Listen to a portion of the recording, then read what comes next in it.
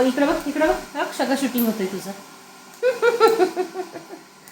तर अशी यांची भांडणं चालू असतात. असो मला ना तुम्हाला अजून एक दाखवायचं.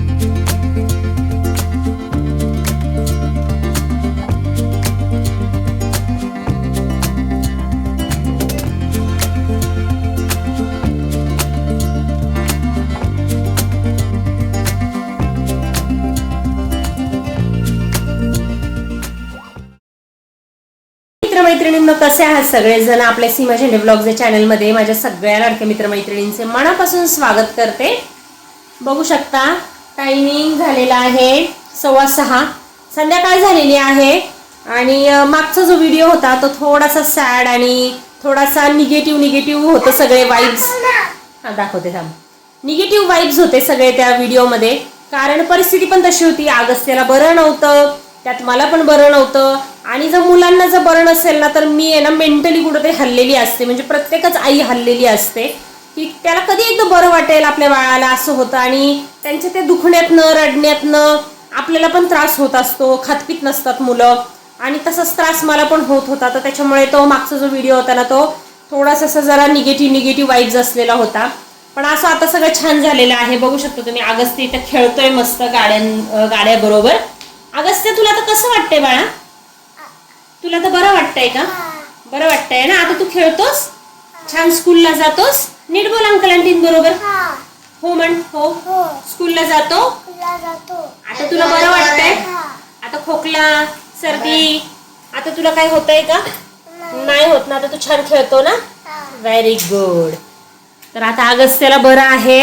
आणि सानवीच्या बाबतीमध्ये एक गुड न्यूज द्यायची झाली तर सानवी बघू शकता तिचं हॅरी पॉटरचे जे काही सिरीज वाचन जे चालू आहे ते चालू आहे. त्याच्यावरून रोज आमची भांडणं होतात की एवढं वाचू नको, पण ती काय वाचन सोडत नाही. किती पुस्तक चालू आहे? 5वं. म्हणजे टोटल किती आहेत बुक्स? 7 बुक्स आहेत. 7 बुक आहेत, त्यातलं तिचं 5वं बुक चालू आहे. ती किती वाचती बघा. आणि आता नेमकी परीक्षा चालू होणार आहे आणि अभ्यासाचं सगळं लोड आहे, पण त्याच्यामध्ये तिचं पुस्तक वाचन चालू आहे. असो, तिच्या बाबत एक गुड न्यूज द्यायची आहे. सांग पटकन काय गुड न्यूज आहे? लगेच तापाला मध्ये मेडल भेटलं. कुठलं ऑलिम्पियाड होतं? जनरल नॉलेजचं तिचं ऑलिम्पियाडची एक्झाम झाली ना मध्यंतरी, त्याच्यामध्ये तिला गोल्ड मेडल मिळालेलं आहे. क्लास टॉपर झालेली आहे ती. आणि स्कूल लेवल रँकिंगला 80% पेक्षा पण जास्त तिला पडलेले आहे. आणि भांडणं बघू शकताय. अगस्त्याला तर काही काम नसतं, नुसतं तिने काही घेतलं ना ते त्याला पाहिजे असतं. अगस्त्या, भांडायचं नाही. तुला सकाळी मी काय सांगितलं? भांडायचं नाही है ना? तर तुझ्या गळ्यात घाल मेडल घाल तुझ्या गळ्यामध्ये. बघू कसा दिसतो तू. नको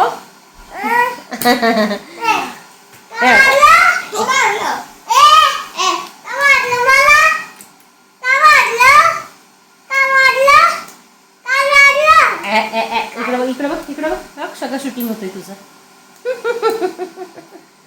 तर अशी यांची भांडणं चालू असतात. असो मला ना तुम्हाला अजून एक दाखवायचंय. इतक्या दिवस आहे ना, म्हणजे आज महत्वाचे मी काय केलं ते तुम्हाला सांगते.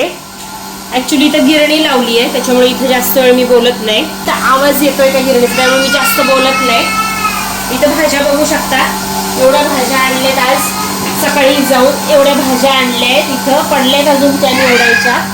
आणि हे पोतं आणले गव्हाचं 30 किलोचं. तर दरवेळेला काय होतं ना, मला जेव्हा मी डीमार्टमध्ये सामान आणायला जाते ना, जे काही जड वस्तू असतात ना, जसं की गहू वगैरे जे 10-10, 15-15 किलो आपण घेतो एकसाथ, आणि उचलून आणायचं म्हणजे ना एवढा मला त्रास होतो तिकडनं. कारण एकटीच मी जात असते सामान वगैरे भरायला आणि मला मदतीला तिथं कुणीच नसतं. तर दरवेळेचा तो प्रॉब्लेम आहे. त्याच्यामुळे ह्या वेळेला मी डायरेक्टली गव्हाचं पोतच एका दुकानातून मागवून घेतलेलं आहे. आणि इथे बघू शकता तुम्ही आता द्राक्षांचा हंगाम चालू झालेला आहे. म्हणजे चालू होऊन तर 1 महिना झालं, पण मी मुलांना सगळा खोकला वगैरे असल्यामुळे ना अजूनपर्यंत द्राक्ष मोसंबी आणलेच नव्हते. तर हे पहिल्यांदा मी द्राक्ष घेतलेली आहेत या सीझनची. आणि मी ना अशा प्रकारे ती तोडून व्यवस्थित धुवून वगैरे ठेवून देत असते फ्रीजमध्ये किंवा बाहेर, म्हणजे पटकन खाता येतात आणि स्वच्छ धुतली असेल म्हणजे काही टेन्शन नाही. आणि त्याचप्रमाणे अंडी बघू शकता तुम्ही. ही गावरान अंडी संदेशने मला आणून दिलेली आहे. त्यांनी एका मित्राकडून घेतली होती, तर त्याला असं वाटलं की नाही का ताईला पण, म्हणजे काही घेतलं ना मला सोडून खात नाहीत, तर त्याच्यामुळे त्यांनी पण पाठवली होती. तर मुलांसाठी मी इथे जस्ट इथं उकडायला ठेवलेली आहे. तर माझा चहा आहे ना 2-3 वेळा उकळून गेला, पूर्ण काळा झालेला आहे बघा, पूर्ण काळा झालाय, पण चहा घेणंच होत नाही, किती वेळ झालं. आणि जसं मी सांगितलं की द्राक्ष जी आहेत ना ती अशा प्रकारे मी ना तोडून ठेवते आणि मिठाच्या पाण्यात भिजवून ठेवते. त्याच्यानंतर मग आपल्याला ती खायला कशी क्लीन एकदम व्यवस्थित मिळतात. तर असो, आजच्या व्हिडिओला सुरुवात झालेली आहे. प्लीज कुठेही जाऊ नका. आणि नुकतंच माझ्या माहेरची घोरपडीचा जो उरूस झाला ना, त्याच्यात आम्ही काय काय मजा केली ते सगळं आज तुम्हाला बघायला मिळणार आहे. आजचा पूर्ण व्हिडिओ जो आहे तो खूप पॉझिटिव्ह आहे, कारण आता सगळं छान झालेलं आहे. अगस्त्य पण छान झालेला आहे आणि आता जरा आजूबाजूचं वातावरण पण छान झालेलं आहे. असं हे जीवन आहे शेवटी, किती केलं तरी याच्यामध्ये अप्स आणि डाऊन येतच राहतात. प्रत्येक गोष्टीला धीराने सामोरं जाणं आपलं काम आहे, कारण जसं दिवस आहे तशी रात्र पण आहे. आणि सानवी बघू शकता सायकल खेळते बाहेर. सायकल खेळायला बळजबरीने पाठवायला लागतं बाबा. खरंच आजकालची मुलं ना टीव्ही, मोबाईल आणि ह्या बुक्स वगैरे आणि टॉईज याच्यामध्येच असतात, पण त्यांना ग्राउंडवर अजिबात खेळणं नको असतं. तर पण मी ना 10 मिनिटं का होईना तिला म्हणते तू जा बाहेर. तर असो, अशा प्रकारे छान असं आपल्या व्लॉगला सुरुवात झाली. प्लीज व्हिडिओ शेवटपर्यंत बघा आणि आवडलं तर लाईक नक्की करा. चला तर मग व्हिडिओ कंटिन्यू करूयात. तर आता सगळ्याच मुलांच्या वार्षिक परीक्षा जवळ आलेल्या आहेत, अगदी महिनाभरावर येऊन ठेपलेल्या आहेत. आणि सानवीची सुद्धा परीक्षा मार्च महिन्यामध्ये शेवटच्या आठवड्यामध्ये होणार आहे. तर त्याच्यामुळे ना मला तर आतापासूनच टेन्शन आलेलं आहे, कारण तिचा सिलेबस एवढा व्हास्ट आहे. ICSE बोर्डाचा सिलेबस खूप जास्त आहे आणि तो कव्हर करता करता इतके नाकी नऊ येतात ना, म्हणजे जेव्हा ऍक्च्युअली एक्झाम असते 8 आठवड्यामध्ये ना फुल मी पॅक असते. 1 मिनिट सुद्धा मी तिला सोडत नाही. म्हणजे शाळेतून आली ना की पहिला आम्ही अभ्यासाला बसतो, कारण रिव्हिजन करायला आहे ना पूर्ण एक अख्खा दिवस सुद्धा कमी पडतो. तर थोडंसं आधीमध्ये ब्रेक तर देतेच मी ऑफकोर्स, कारण जास्त पण मुलांना लोड देऊन फायदा नाही, कारण डोक्यात आपण किती पण घालू पण ते राहिलं तर पाहिजे ना. तर त्याच्यामुळे एकदम सारा लोड त्याच आठवड्यामध्ये येण्यापेक्षा मी म्हटलं की पहिलं महिनाभर अगोदरपासूनच आपण सुरुवात करावी, कारण डेली ना खरं सांगते तुम्हाला मला तिचा अभ्यास घेणं होतच नाही. म्हणजे मी पण एवढी थकलेली असते, सकाळी लवकर उठावं लागतं, तर थोडंसं दुपारी मला असं वाटतं थोडं 10-15 मिनिटं पडावं. त्याच्यानंतर अगस्त्यचं खाणं पिणं झोपणं या सगळ्या गोष्टी चालू असतात, आणि संध्याकाळचा थोडा वेळ मिळतो ना, तर त्याच्यामध्ये तो अभ्यास करून देत नाही. तर त्याच्यामुळे डेली अभ्यास घेणं होत नाही. आणि मग मी काय करत असते, जेव्हा एक्झाम असते ना त्यावेळेलाच मला तिचा अभ्यास घ्यावा लागतो, इतर वेळेला ती तिचं करते. तर आता परीक्षा असल्यामुळे मग मी तिला ना आता सध्या रोज 1 तास घेऊन बसत आहे संध्याकाळी अभ्यासाला. तर तीच इथं तयारी चाललेली आहे. ऍटलिस्ट म्हणजे एक्सप्लेन करून तिला देते, तर माझ्यापेक्षा तर ना जास्त तीच मला सांगत असते की अगं मम्मा असं नाही असं आहे. आणि मला जे काही अडतं तर ते तुम्हाला सुद्धा मी सांगते. म्हणजे तुम्ही आता ऑफकोर्स वापरत असताल, पण तरी पण मी सांगते ChatGPT इतकं कमाल AI आहे आपल्याला मिळालेलं, म्हणजे ते वरदान मिळाले खरंच आपल्याला. म्हणजे तो एक दुसरा शिक्षक आहे आपल्या घरी असं मी म्हणेल. फुकटात आपल्याला शिक्षक मिळालेला आहे घर बसल्या. मागची जी एक्झाम होती ना तिची पूर्ण मी ChatGPTची हेल्प घेऊन तिला म्हणजे अभ्यास शिकवला होता. आणि अजून पण आम्ही तसंच करतो. काही पण अडलं किंवा एखादा क्वेश्चन समजला नाही, ट्रू ऑर फॉल्स असेल तर ते ट्रू आहे फॉल्स आहे ते कारणासकट आपल्याला ChatGPT एक्सप्लेन करतं. आणि बाकीच्या खूप साऱ्या गोष्टी तुम्ही करू शकता. म्हणजे एखादा लेसन त्याला देऊ शकता ChatGPTला, आणि त्याच्यावर तो तुम्हाला क्वेश्चन आन्सर वर्कशीट्स वगैरे सुद्धा बनवून देऊ शकतो, आन्सर पण बनवून देऊ शकतो. त्याच्यामुळे तुम्ही जर अजूनपर्यंत जर ChatGPTचा वापर करत नसताल तर नक्की करा. म्हणजे मुलांच्या स्टडीसाठी तर आहेच, पण तुम्हाला सुद्धा समजा तुम्ही जे एक गृहिणी आहे आणि तुम्हाला जर असं हवं आहे की मला एक माझं दिवसभराचं वेळापत्रक बनवून द्या छानसं, माझे 2 लहान मुलं आहेत, हे रुटीन आहे माझं, असं जर तुम्ही त्याला इनपुट दिलं ना तर तो तुम्हाला म्हणजे तुमचं वेळापत्रक सुद्धा बनवून देऊ शकतो. किंवा तुम्हाला जर काही डाएट प्लॅन करायचा असेल तर तो सुद्धा डाएट प्लॅन तुम्हाला ChatGPT करून देऊ शकतो. सगळ्या गोष्टी म्हणजे काहीही तुम्ही ChatGPTला विचारू शकता, दुसऱ्या सेकंदाला एकदम रेडीमेड सगळ्या गोष्टी तुम्हाला तयार मिळतील. तर असो, तर जसं म्हणाले मी की माझ्या माहेरची यात्रा होती, उरूस होता आणि त्याला मला जायचं होतं. तर सानवी तर शाळेला गेली होती. सानवी शाळेतून तशीच तिथे डायरेक्टली येणार होती. मी आणि अगस्त्य निघालो होतो, पण त्याच्यापूर्वी म्हटलं की जे मम्मी गोपाळ वगैरे घालती 5 पहिल्या दिवशी घालायला लागतात, मुलं जेवायला घालायला लागतात, देवाला नैवेद्य वगैरे दाखवायला जावं लागतो उरसाच्या पहिल्या दिवशी. तर मम्मी जे गोपाळ घालते तर त्याच्यामध्ये आपल्या तर्फे सुद्धा काहीतरी पाहिजे म्हणून मी आहे ना बालुशाही घेऊन गेले होते. तर त्याच्यासाठी एका स्वीट मार्टमध्ये मस्तपैकी बालुशाही घेतली आणि नंतर मी अगस्त्यला घेऊन रिक्षाने गेले तिथे. अगस्त्य, आपण कुठे चाललोय? कुठे चाललोय? आदुर्गच्या इथं. कशाला कशाला? उरसाला.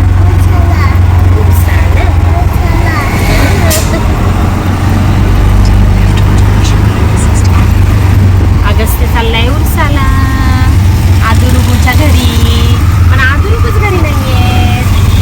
आदुर्गू गेले मामाकडे. बघू, सानिनी चप्पल घेतलीये उरसात. कुठे आलो बाबू आपण?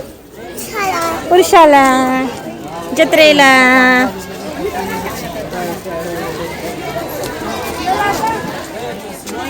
सारी तू एक तर माझं तरी पकड, त्याचा पकड, अगस्त्यचा पकड.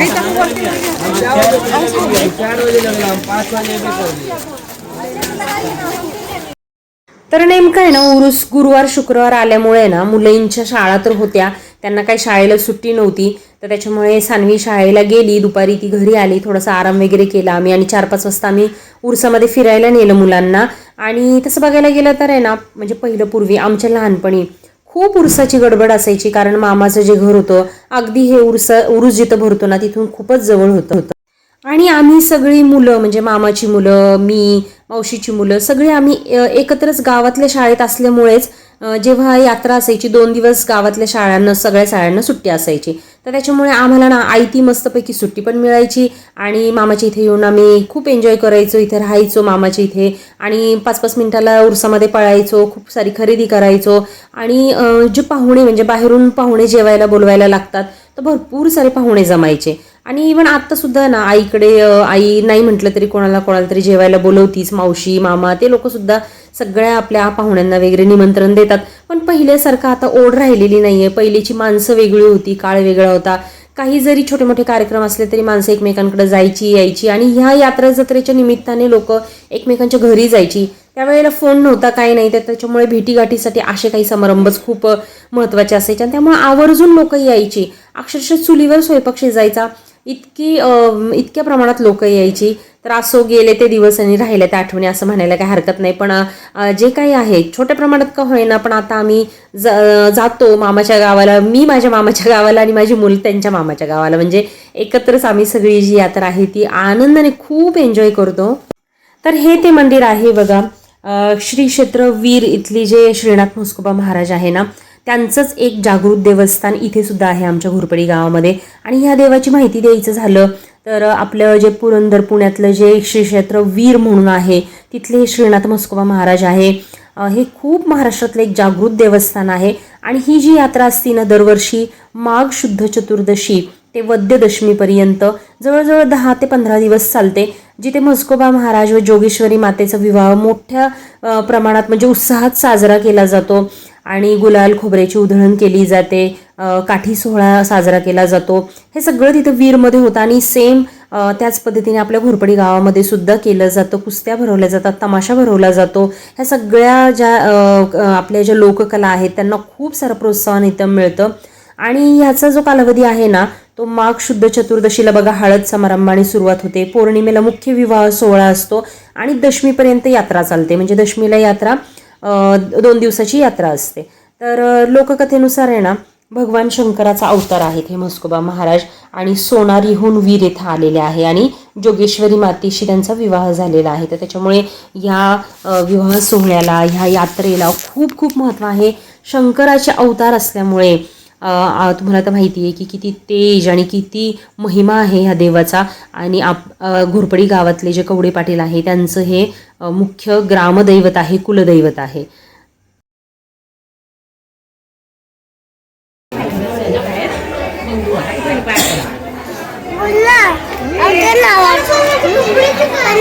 काय आवाज करू? अगस्त्य आता आमच्या देवळात आलाय. अगस्त्य आमच्या छान छान देवळात मंदिरात आलाय. कुठं आलाय तू? मंदिरात उरसाला.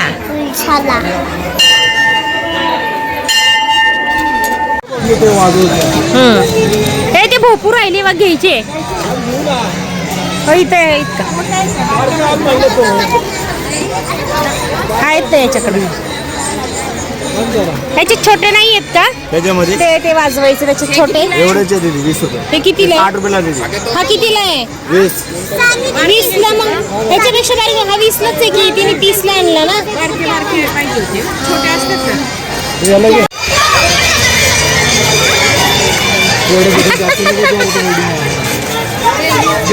एक हात पकड, एक हात पकड. काय झालं?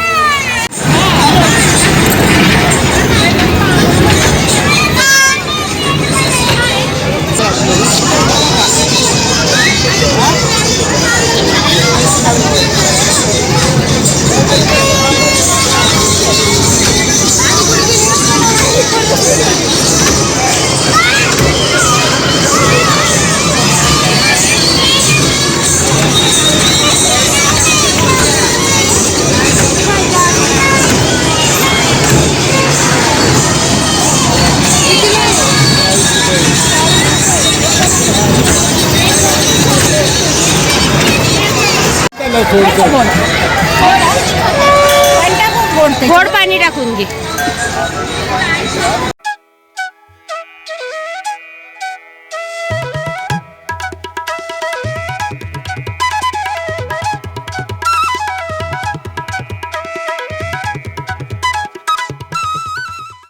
तर उरसात फिरून झाल्यानंतर मस्तपैकी घरी आलो आम्ही आणि येताना भरपूर सारी खेळणी घेऊन आलो. कारण उरसामध्ये ना दरवर्षी बऱ्याच व्हरायटी ऑफ खेळणी येत असतात आणि हीच जी खेळणी आहे ना आपल्या दुकानात जर तुम्ही घ्यायला गेलात ना डबल प्राईजमध्ये आपल्याला मिळतात. आणि उरसामध्ये ना खरंच खूप कमी रेटमध्ये आणि खूप खूप व्हरायटीमध्ये आपल्याला खेळणी मिळतात. तर त्याच्यामुळे मी तर आहे ना पूर्ण प्लॅन करून गेलेले असते की हे घ्यायचं ते घ्यायचं. आणि काही दिसलं ना तर मला सुद्धा खूप हेवा वाटतो की घ्यायचं. म्हणजे मुलांपेक्षा ना मला जास्त वाटतं की ही सगळी खेळणी घ्यावी. तर असो, मम्मीकडे 2 दिवस राहणार होते मी, पण मुलांच्या ना शाळेचा खाडा मी काही केला नाही. सानवी आहे ना शाळेला गेली, 2ही दिवस गेली. गुरुवारी पण शाळेला जाऊन आली. मग तिथं आम्ही राहिलो, उरसात फिरलो आणि दुसऱ्या दिवशी पण सकाळी उठून मी तिला डबा वगैरे करून दिला. पुढे जाऊन तुम्ही बघालच की मम्मीचं किचन, मी स्वयंपाक करताना सगळं तुम्हाला दिसणार आहे. आणि आद्विका सानवी मस्तपैकी इथं पिझ्झा खातीये. शॉपिंग झालं उरसामध्ये.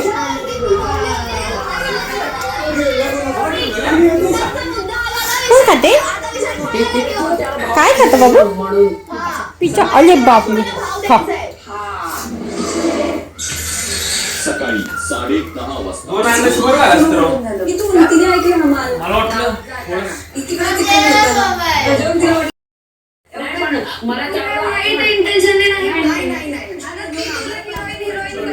अगं ते पाणी नको पिऊ, नुसता भात खायचे बाबा. त्याची मिरची टाकली का बाबू? मी भात ठेवलंय बनवायला तिथं मिक्सर मध्ये.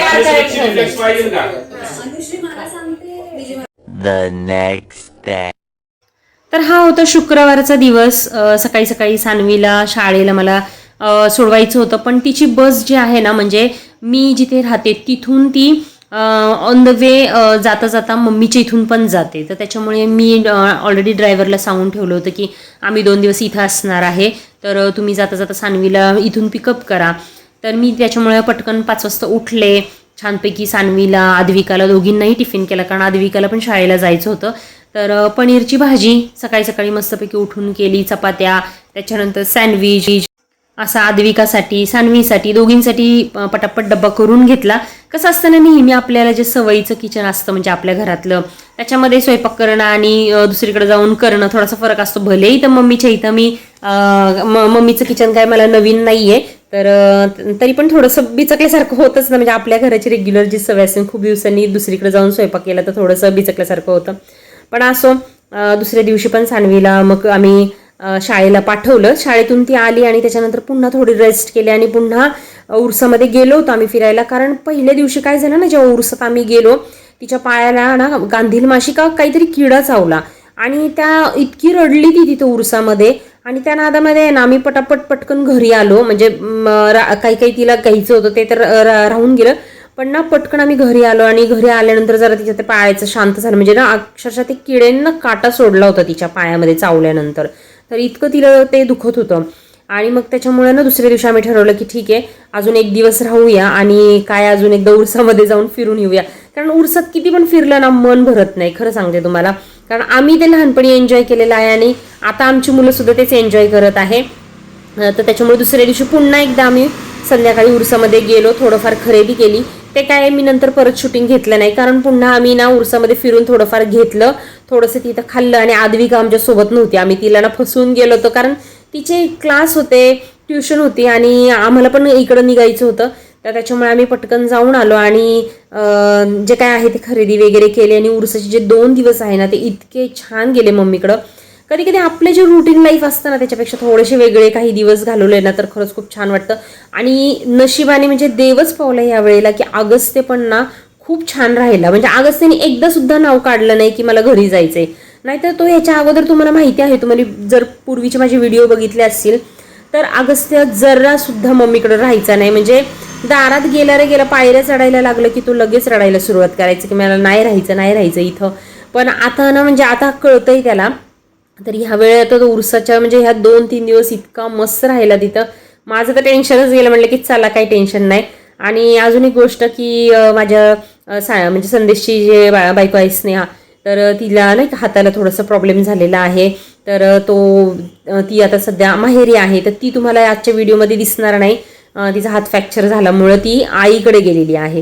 तर मला तिला सुद्धा भेटायला जायचं होतं. तर त्याच्यामुळे एक दिवस अजून माझा मुक्काम वाढला. मम्मी मला म्हणाले की असं पण आपल्याला जायचंय भेटायला, तर चल तू आलेलीच आहेस तर पुन्हा काही तुला इथे येणं होणार नाही, मुलांच्या शाळा परीक्षा त्याच्यामुळे येणं काही होणार नाही. तर आता अनिशा आलेलीच आहे तर चल आपण जाऊन येऊया. तर त्याच्यामुळे आम्ही स्नेहाला पण तिच्या घरी भेटायला गेलो होतो. तिथं आद्वैत ऋग्वेदची पण गाठ घेतली, ते काही मी शूट केलं नाही. पण आम्ही ना स्नेहाला सुद्धा जाऊन भेटून आलो होतो दुसऱ्या दिवशी. कुठं चाललाय? आजूच्या मामाच्या गावाला, दुर्गूच्या है ना. उषाला ताई आल्यावर संध्याकाळी जाऊ. तर चला मित्रमैत्रिणींनो, आजचा व्लॉग तुम्हाला कसा वाटला माझ्या माहेरच्या उरसाचा मला नक्की कमेंट करून कळवा. आणि तुम्ही जर ह्या घोरपडी गावच्या उरसाला अजूनपर्यंत गेला नसेल, तुम्ही जर पुण्यात असाल ना तर नक्की या. पुढच्या वर्षी मी तुम्हाला आमंत्रण देते, तुम्ही नक्की या आणि ह्या उरसाचं खूप मजा घ्या. ह्या देवाचे आशीर्वाद घ्या, श्रीनाथ म्हस्कोबा महाराजांचे, योगेश्वरी मातेचे. आणि खूप खूप तुम्हाला सुद्धा मस्त वाटेल या उरसाला येऊन, प्रसन्न वाटेल. तर आजचा व्हिडिओ जर तुम्हाला आवडला असेल तर लाईक करा आणि आपल्या चॅनलला सबस्क्राईब करायला विसरू नका. हाईप करून छान छान पॉईंट्स द्या. चला तर मग भेटूयात अशाच एका नवीन व्हिडिओमध्ये. तोपर्यंत काळजी घ्या मित्रमैत्रिणींनो. भेटूयात अशाच एका नवीन व्हिडिओमध्ये. तोपर्यंत टेक केअर, बाय बाय.